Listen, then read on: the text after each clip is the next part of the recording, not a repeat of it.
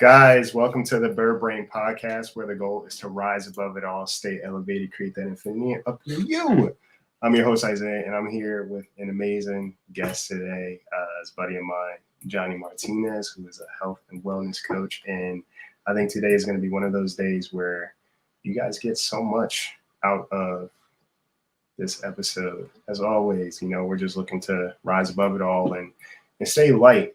And it's always good to, bring in perspective from different places and experiences that may be similar to yours, may be different, but overall it's something for you to take away and apply to yourself if you're in need of it. So further ado, Johnny, welcome, buddy. How are you? Good, man. Appreciate that intro. Yes. Thank you for having me. Yes. Thank you for being here. So how are you? Tell us a little bit about yourself, how you're doing. How's life been treating you? We were talking about like COVID a little bit and just the process of that and how that's changed and really adjusted a lot of people for better or for indifferent, right? But overall, I think we all came away with some kind of perspective, right? Some kind of change in how we see ourselves or the world. So tell us a little bit about you and like your process since then. So I am a certified health and well-being coach, and the coaching process it actually combines dozens of academic fields. So actually, before I jump into that, I help people conquer stress, anxiety, and depression by getting good at life. Mm-hmm. Framework I created, but the whole framework is actually scientifically grounded and evidence-based. I got into it for a couple of reasons.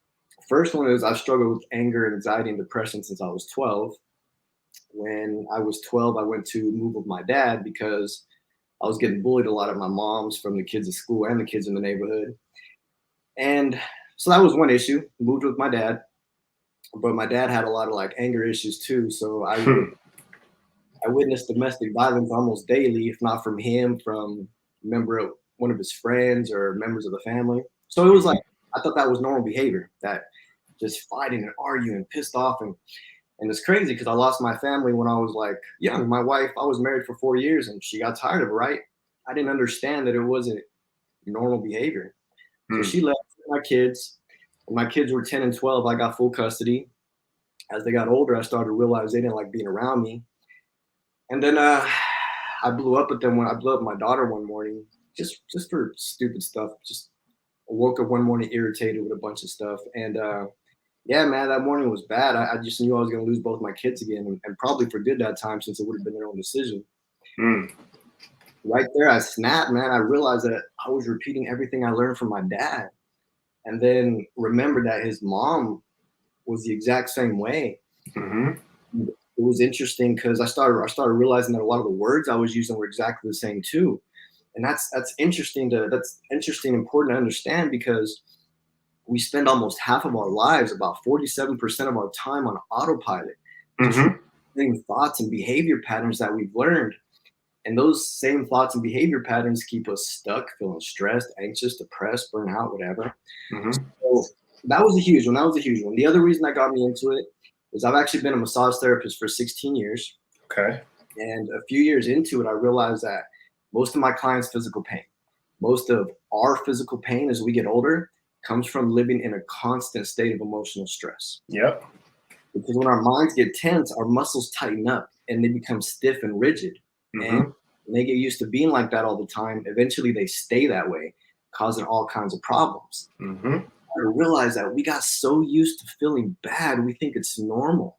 Body and mind, it's freaking crazy. And constant stress, anger, anxiety, depression are very often learned behaviors. Yeah. So we want to change that, right? And so I started learning everything I could about the mind, from psychology to meditation to neuroscience.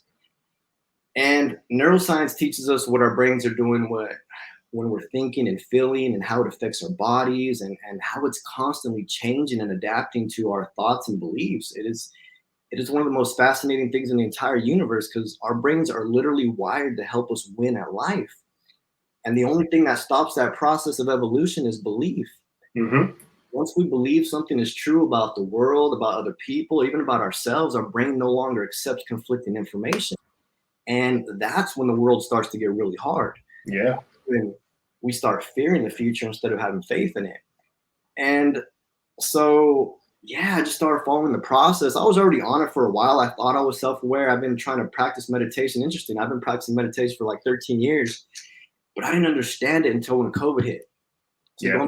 going back to the COVID, like I knew I wanted to start that course. I knew I wanted to create this course of what's been in my mind for years now. COVID was the perfect opportunity.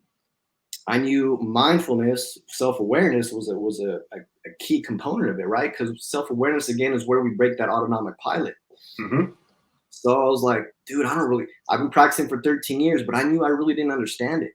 So I started to dive deep into it, and I realized that it's not that difficult. It just takes practice, but you need someone to explain it to you. Correct. So, yeah. So these last 2 years, I've just been kind of really focused on that self-awareness and just incorporating everything else I've learned from coaching science. Like I Yeah. started saying, and coaching science combines all these different fields like positive psychology, the study of happiness, motivational interviewing, how to stay motivated, emotional intelligence, how to control our emotions as well as other people's emotions. I'm just trying to learn, man. So going back to the original question, how I'm doing good because constantly trying to improve, man. I realized, and that's a key part of it. I realized a long time ago that I didn't like parts of myself. And I know that's a thing of yours, right? Self-love. And Mm-hmm. that's important. But what people need to understand is self-love is built. It's not like, I mean, we should have a general like appreciation for ourselves and whatever, but people like depression is huge, right from like toddlers to adolescents. Like it's major. And of course, it's just getting worse the older you get. Mm-hmm. People stop learning, people stop growing. And they think that little adolescence is like that's their whole life and the life sucks and that's all there is to it. And there's so much to life, man, to so much to learn, to improve. Like life is just literally constantly improving. Mm-hmm. And that's what I'm doing, man. Ever since I've done that, like I have peace of mind. And that's it. Like I'm still a long way from where I want to be in life, but I'm so far, I'm light years ahead of where I was. Like I'm excited about the future because Mm-hmm. see that progress. And Yeah. yeah, that's one of the main keys to happiness, man. There's actually a term in psychology called the progress principle. Yep. Says that happiness doesn't come from reaching our goals; it comes from making progress. Yes. Yes. Yeah. That's dope, man. I think it's a couple of things that you said. I think that are very important for people to hear and grasp. One being, we'll start from the beginning. One of the first things you said is like you noticed that the anger and how you behaved, how you responded to things was because of your environment, right? What you were kind of planted in terms of like who you were around, what you saw, what you yourself personally experienced from these people that were also like your caretakers. These are the people that were supposed to protect you from harm, but these were the people that were also, your first kind of, I don't want to say enemy, but it's like the first person that you had to experience some kind of like, I want to say betrayal from, right? And I think oftentimes people don't realize that when it's like, and this is it's honestly a conversation I go back and forth with people about all the time. I talk about boundaries and things like that, and the whole thing is like, well, they're your family. You just can't cut your family off, and I'm like, you're speaking in absolutes, and I'm telling you to make effort to hold yourself accountable, to make some kind of change in terms of your relationship, right? And I think oftentimes, like you said, progress is about progress. People overlook the work that it takes to love yourself. They think that it's just like this magic pill, that it's like, all right, I take this pill, I love myself, and everything is love and light. I run through the field of daffodils, and life is just great. And it's like, no, because what you're failing to realize is that you are still in relationship with other people. And everybody's not going to respond to your happiness or your wanting to be happy or you're wanting to be at peace the same way you are. The reason why is because, like you said, not everybody's at peace, right? So, for you being aware of the things that you've experienced and what that looked like, but also what the people look like.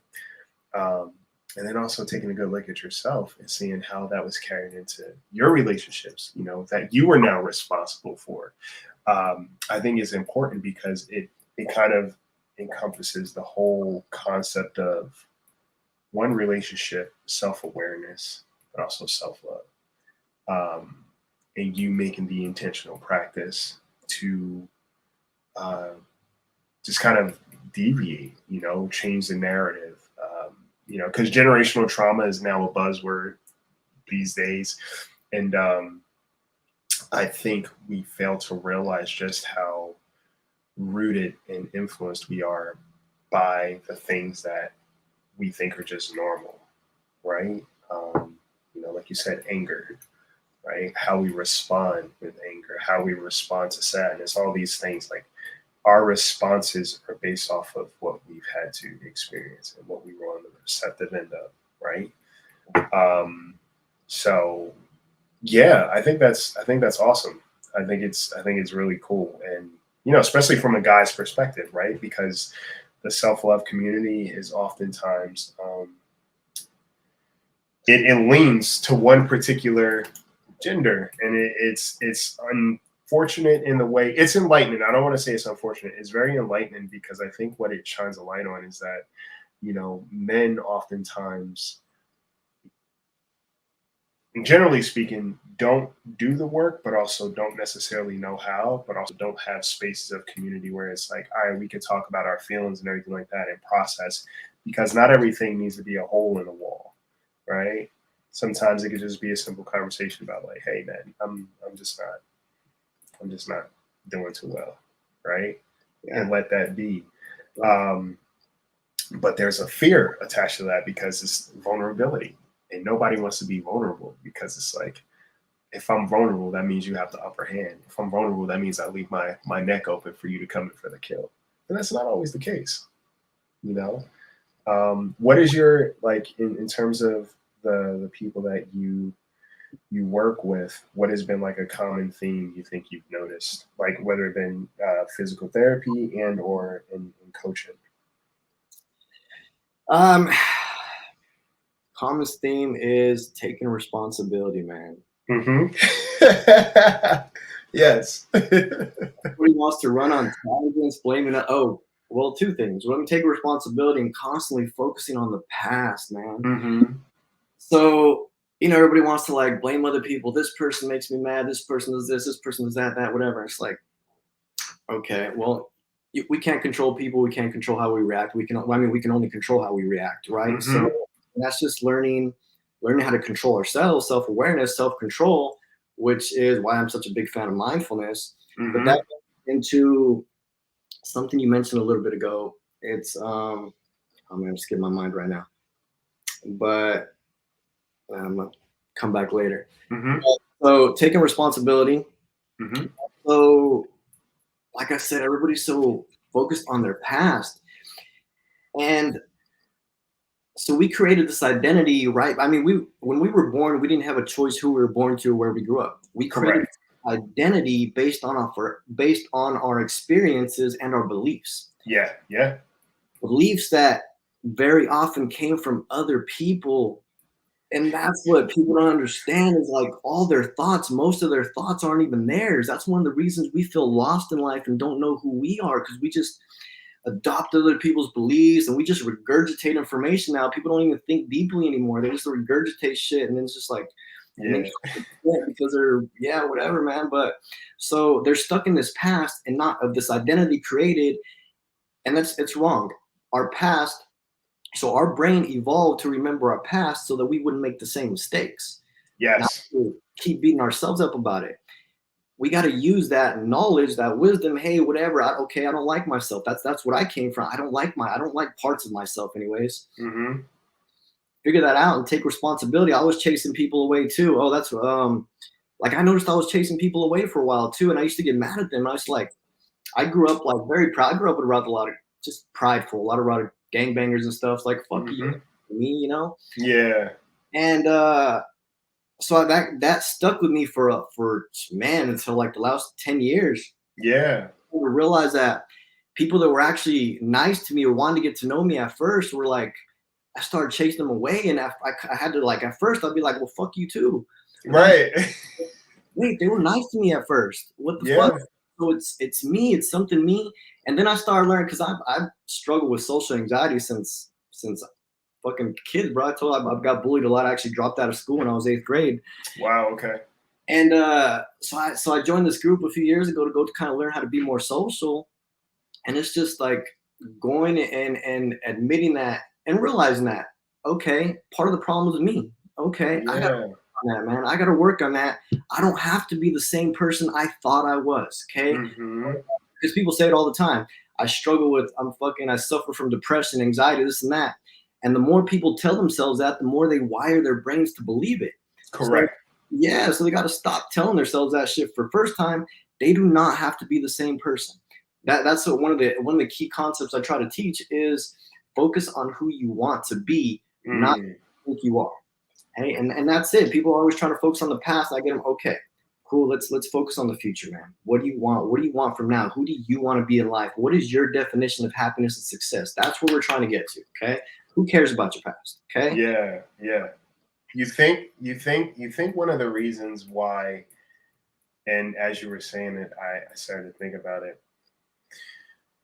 You think the reason why, to some degree, we all focus on the past is because, and we identify with the past more because subconsciously it removes us from taking action and responsibility in the future, like for our future. Like if I say that I'm this way because of my past, the past can't be changed, right? The past can never be changed. It can never be altered.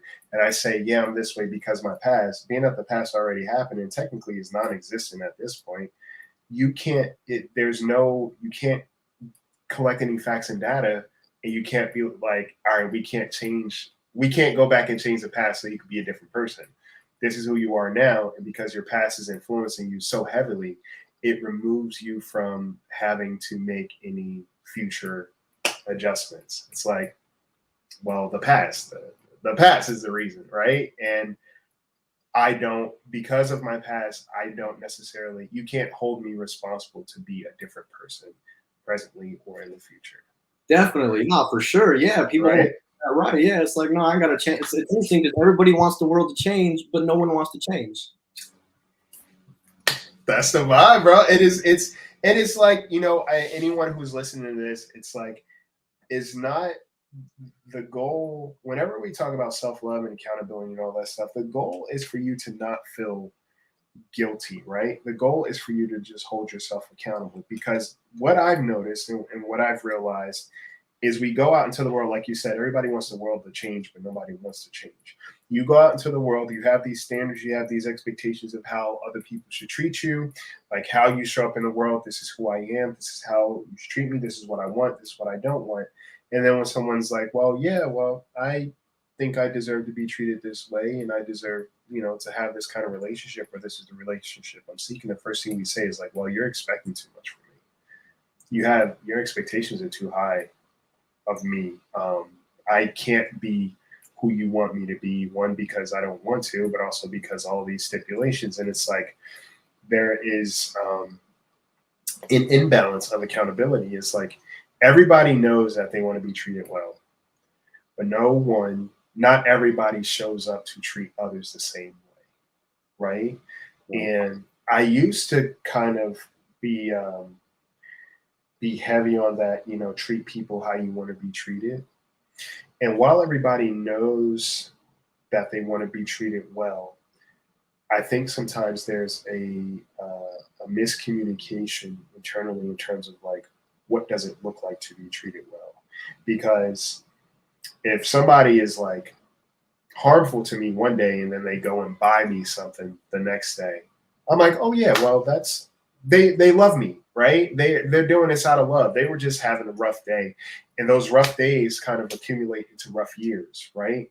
And then the rough relationship just kind of becomes the constant. And I'm like, well, yeah, but they were going through this and they love me. I know that they love me. I know that they care about me.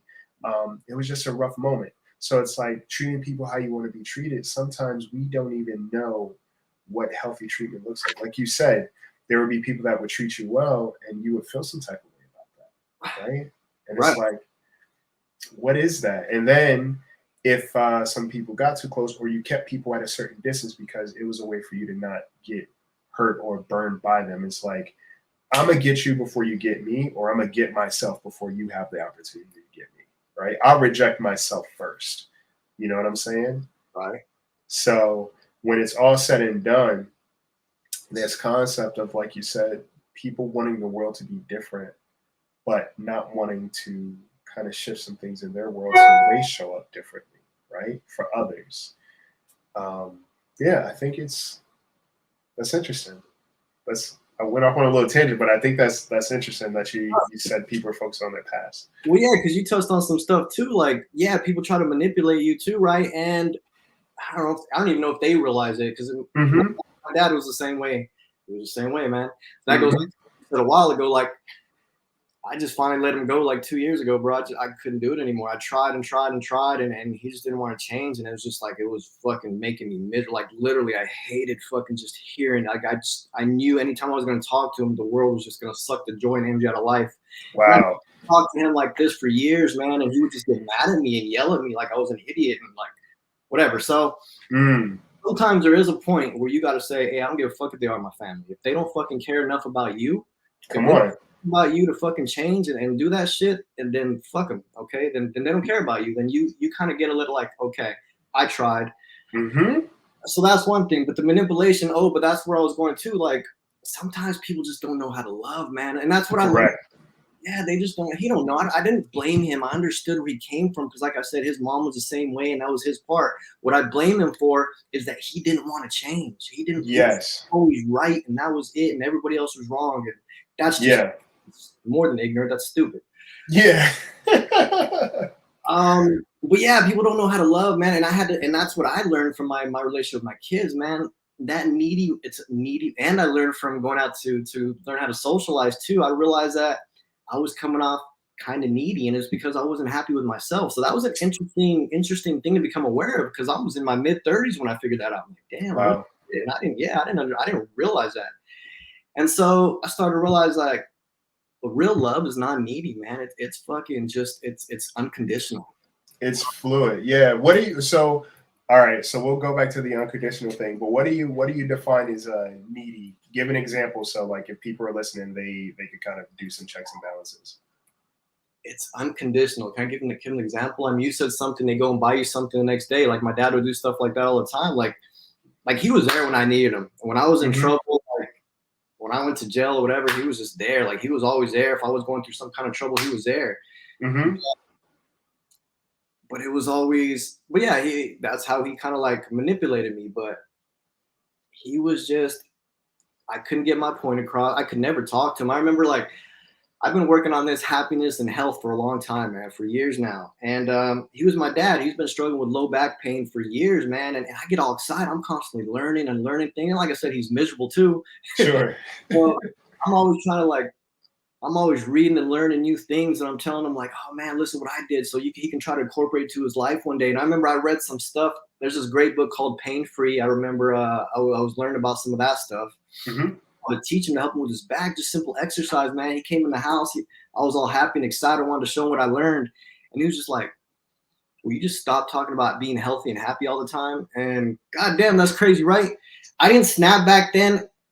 I was under the impression that, okay, I'm being too pushy. I didn't want to push my agenda. Oh, fuck, Johnny, you're just always fucking talking about that. I shut up. So non-needy is just, manipulative, non-needy. Or what would you define as needy? Like, what would needy look like? You're just always worried about what they're doing, right? You're always you're constantly, you just don't give them any slack. If they don't love you, you're upset at them for whatever reason. You just kind of create these own stories in your head that maybe they just had something else to do, right? They're not giving you enough time that you want. Yeah. So you project it as whatever, something negative. Like, they don't. That's probably the best example I can come over right now. I think that's a great example, to be honest with you. It's because I think to some degree we all deal with it, because that kind of that falls into this if it's not a physical rejection from the other person, we mentally reject ourselves, right? And we're all responsible for it to some degree, where it's like, oh, this person, they don't give a shit about me. Like, this is how they treat me. They don't give a shit. And truth be told, sometimes that's true.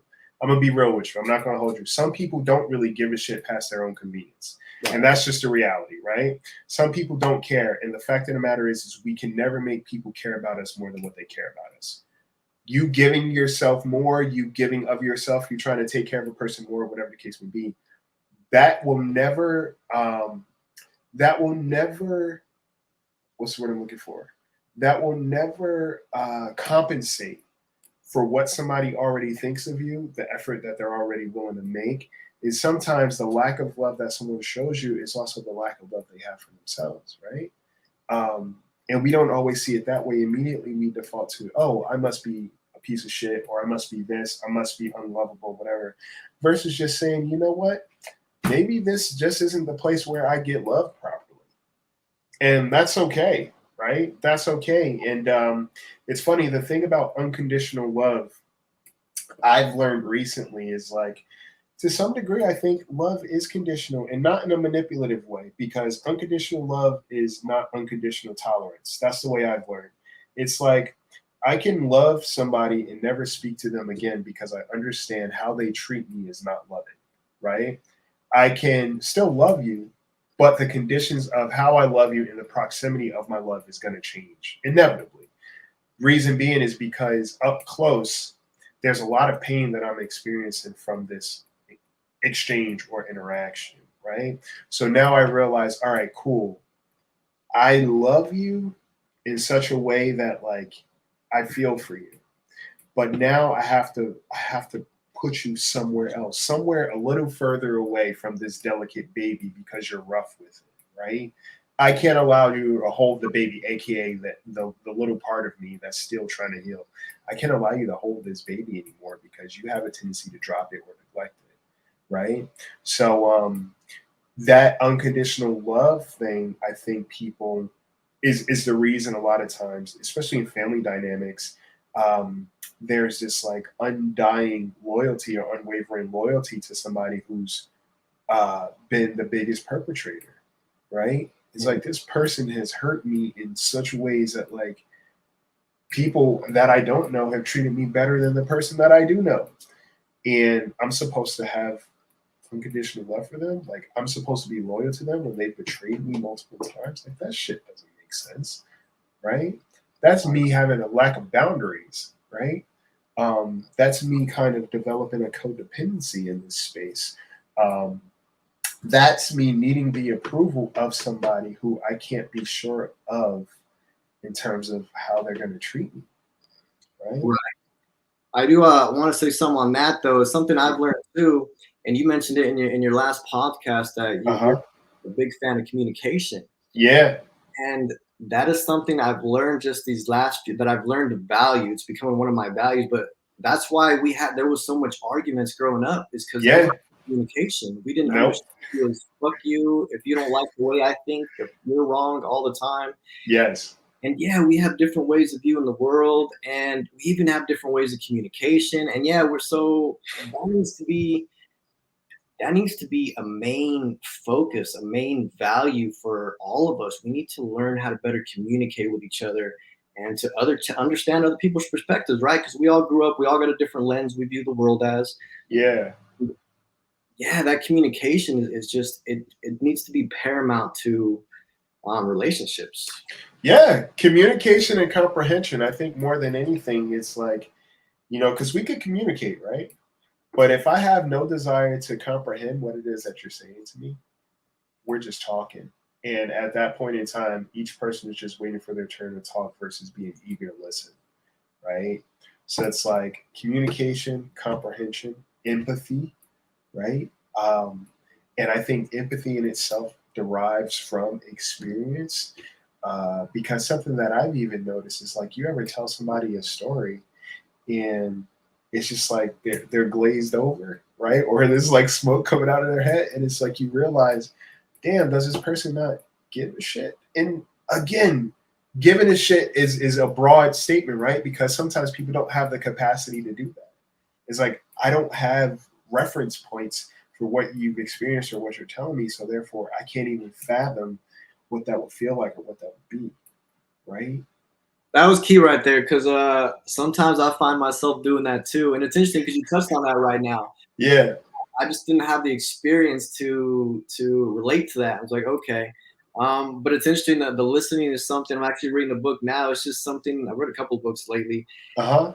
I need to work on, and I could tell like you listen very well, man. Being a podcast host or whatever, but I can tell, and it's just like it's not easy, but it goes again with getting good at life and just improving ourselves. It's a skill we have to practice. But to practice, we got to care, right? We got to want it, we got to care about other people for one. Yes. Admit that we're lacking there, right? That we're not good there, and we have to. I got to improve. So yeah, skills we got to learn.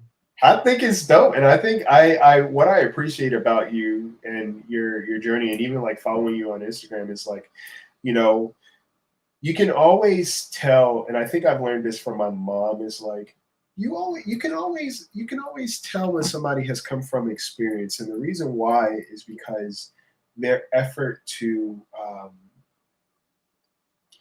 be open, right, or leave their door open in such a way of like, hey, you're welcome into my space, or I'm going to create a space for you to feel welcome, right? So you come in or you don't, but overall, it's like I'm going to do my work to be a space that you feel like is safe for you. And you know, I commend you for that. And like listening to your resume, your professional resume, but also like your life resume, it's clear that you've experienced a lot, you felt a ton, you continue to feel a lot, but it's like you're making active choices on a day-to-day basis to change the tracks, right? You're on this train track, and it's like you're always making it a point to detour. Every chance you get, I'm going to detour. I'm going to switch the track. Why? Because now this is my life versus the life that I've experienced or the life that I've had to endure at the hands of somebody else who was responsible for me to some degree. Now I'm responsible for myself, but also I have responsibility for other people. And what does that look like? What am I going to make that look like? Right? And yeah, it's like your eagerness to just learn and plant in a different garden, I think is like, it's very apparent. It's very apparent. Like you can see it. It's like, yeah, this is somebody who's just doing the work and somebody who's being real about the work that they're doing. You know what I'm saying? And I love that.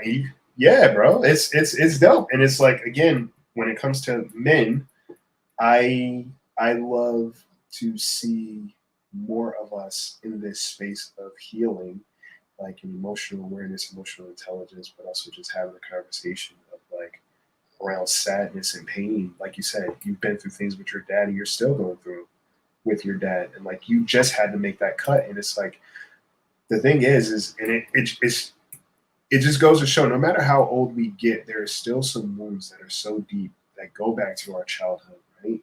But now we are responsible for the inner child. Like we're reparenting ourselves. And you making certain choices with your dad now is you saying to your younger self, hey, I got you now, bro. I know you felt like nobody was protecting you then, but fuck that, I'm protecting you now. And we can't rock with this guy like we used to because he's not good for you or me. Right? Yeah. And I think that's, yeah, say that again. I'm sorry. Taking control of our life, just realizing that we have a lot of control there. Yeah.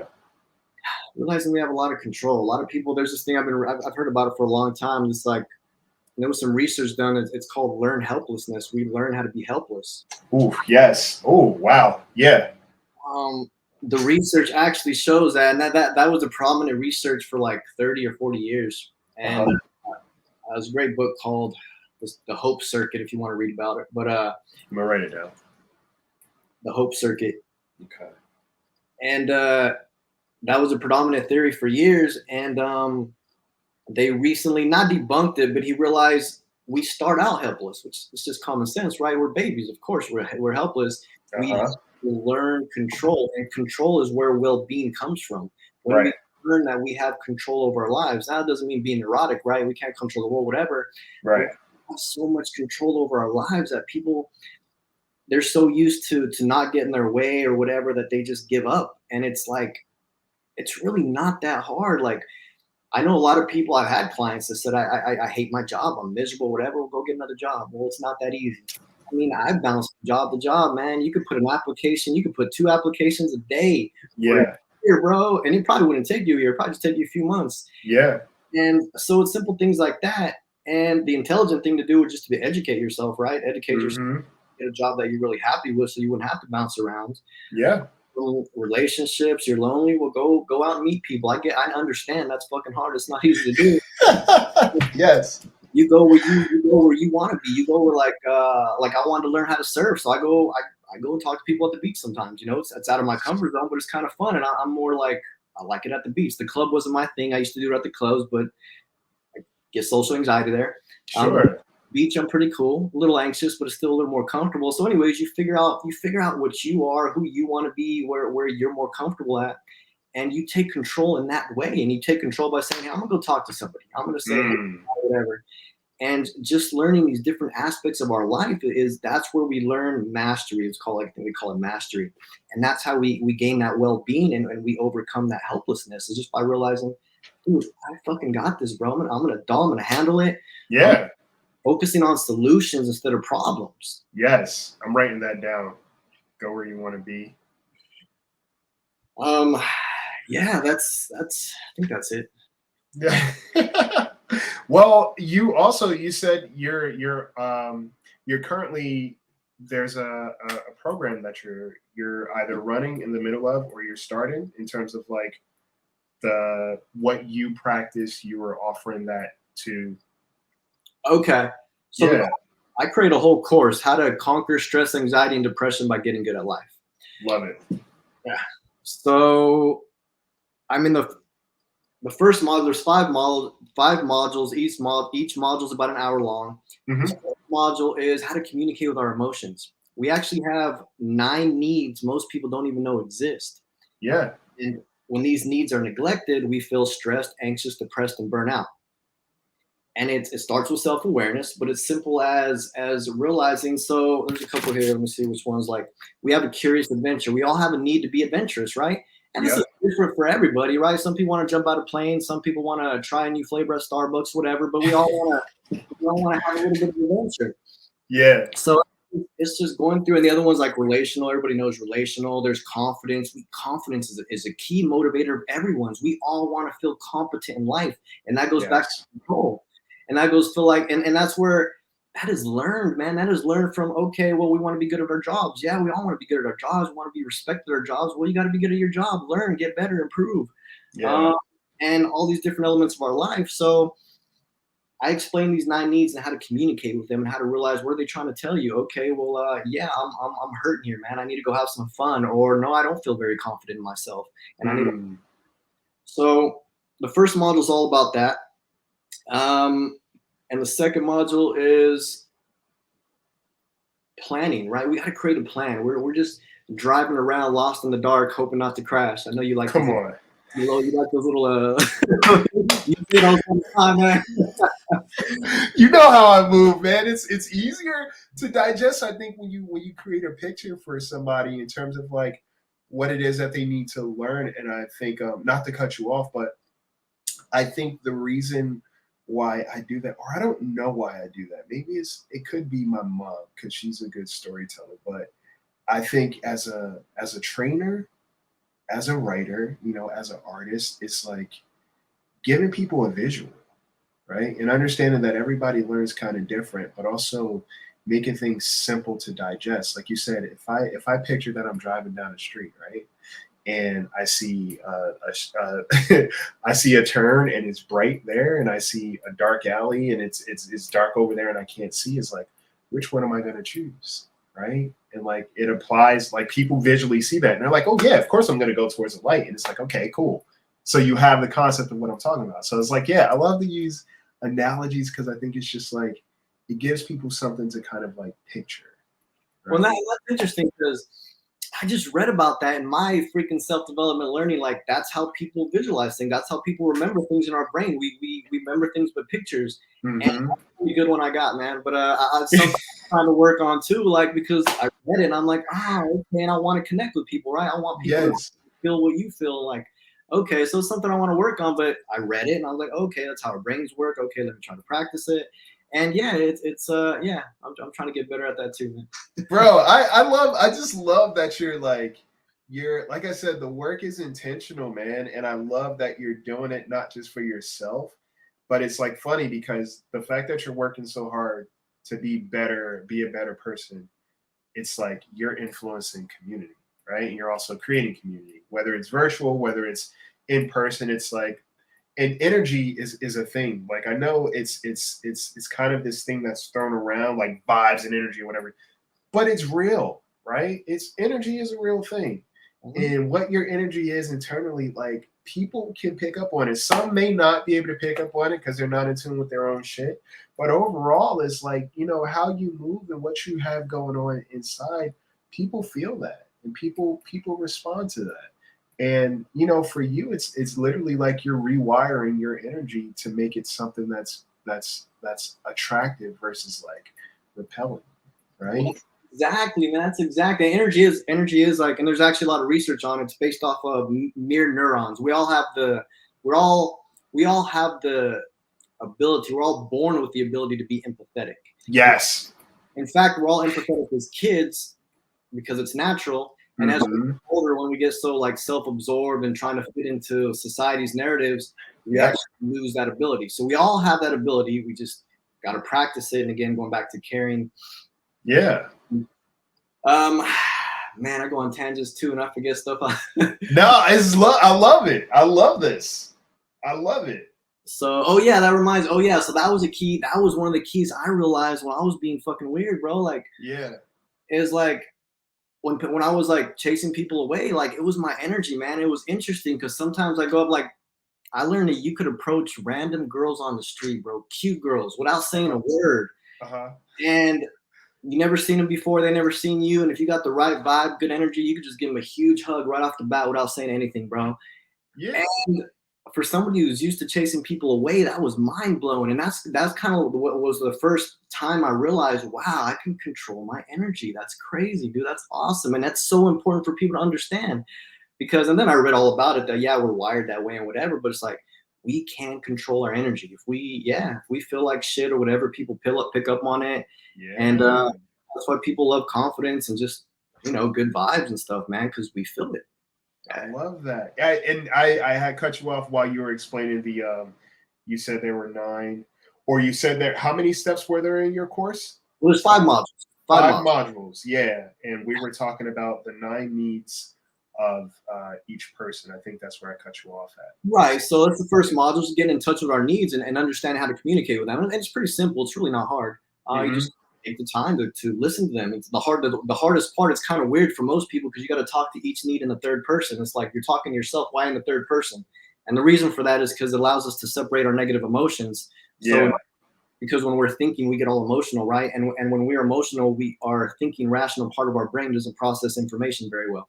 So it just allows us to talk to them in the third person and get a better idea of like what's going on with ourselves. The second module is just creating a course, charting that course, man. What is your definition of happiness and success? Who do you want to be? That's it. Fuck the past. Fuck who you thought you were. Let's focus on who you want to be. What is your idea of happiness? Yeah. And it comes to, and that's where it gets a little not confusing, but because so many people, God, man, I posted that question to so many hundreds of people, and they all come up. No one knows. No one can give a clear definition. What's your idea of being happy? Well, I want to be successful. What's your idea of being successful? I want to be happy. What's your definition? So, I don't know.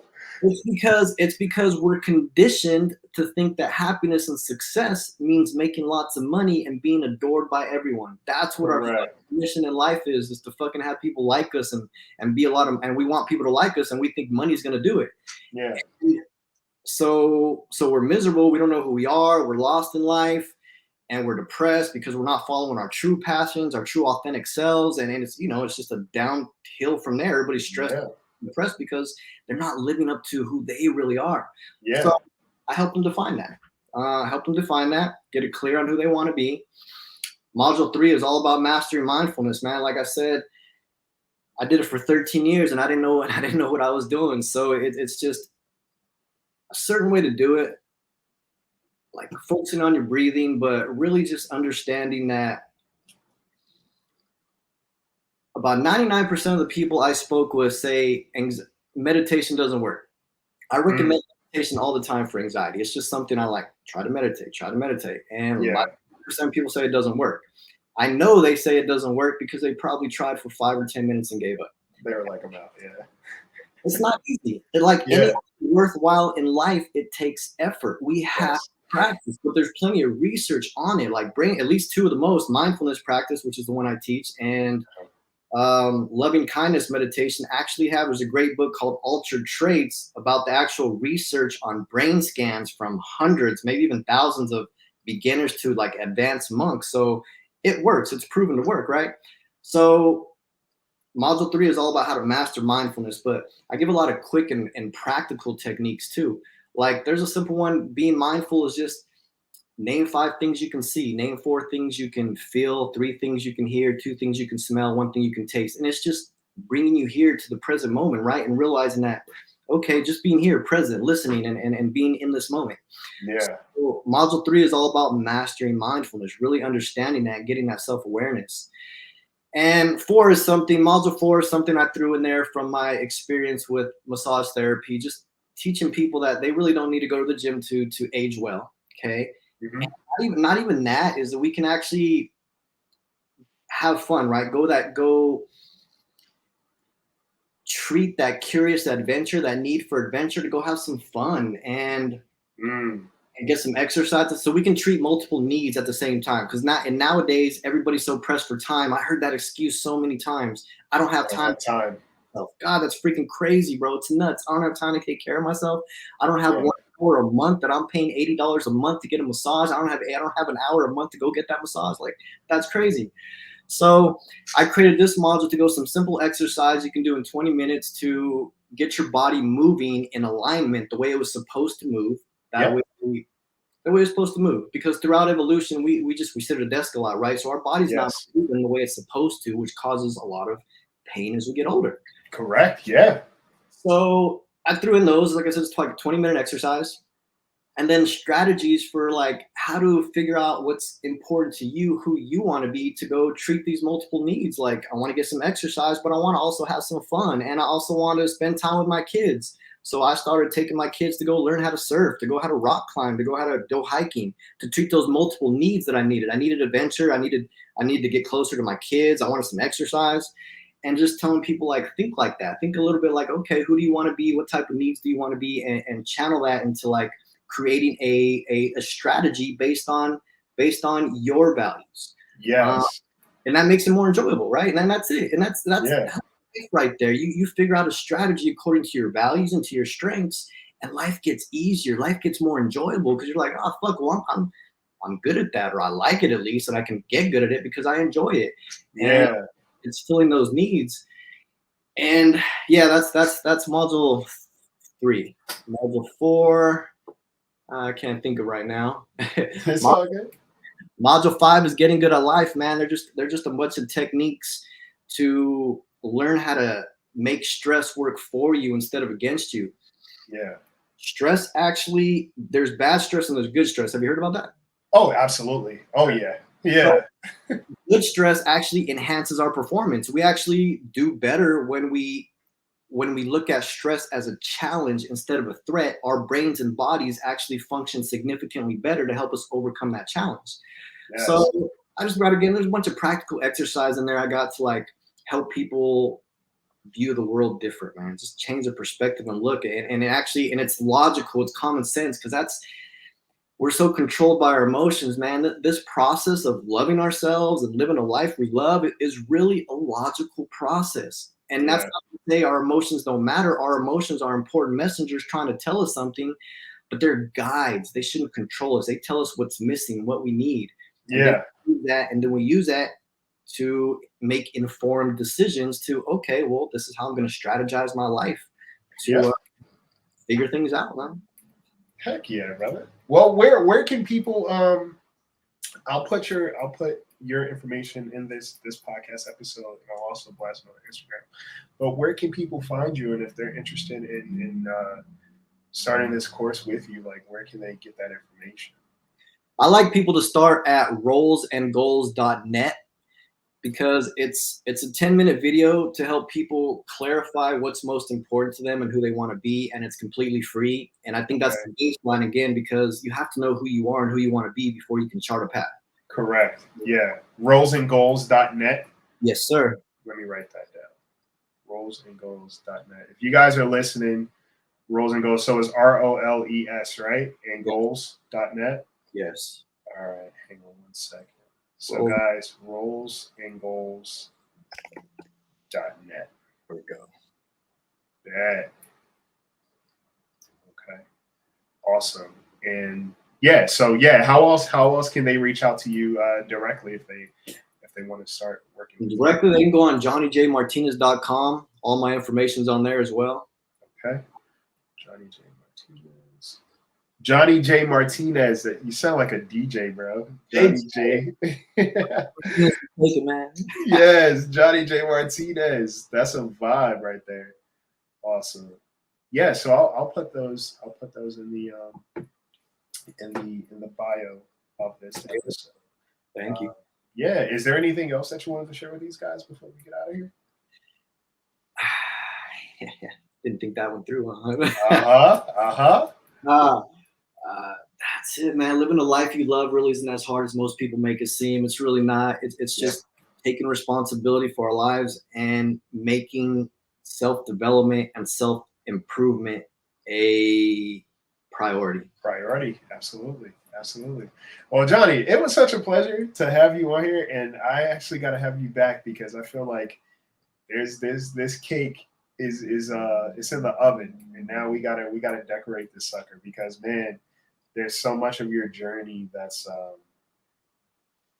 just in who you are, and like I said, the fact that you've always made it a point to change tracks every step of the way, and even if you look back in your past, you look back at it as a reference point, not as a place to stay. And I think that's always commendable when people come from places that weren't filled with love, and they learn to fill their space with love now, right? You learn from what you don't want to be versus become the very thing that you had to heal from. So I love the fact that you were doing that work and how it influences and impacts other people, even in this conversation, right? It's you made my day better, so thank you for that, brother. Yes, guys. So take care of yourselves. Go check out johnnyjmartinez.com. Go check out rollsandgoals.net if you want to start working with this fine gentleman. And obviously, this guy is well decorated and he knows his shit. And it's something worth getting a hold of. If you're really serious about healing, it's like as long as you still have breath in your lungs, there's always some time to heal and do things different and have better relationships. It's just a matter of if you think you deserve it and if you want to do the work. So with that being said, guys, take care of yourselves, take care of each other, and take flight. Johnny, thank you. Thank you, Isaiah. Appreciate it, brother. Absolutely.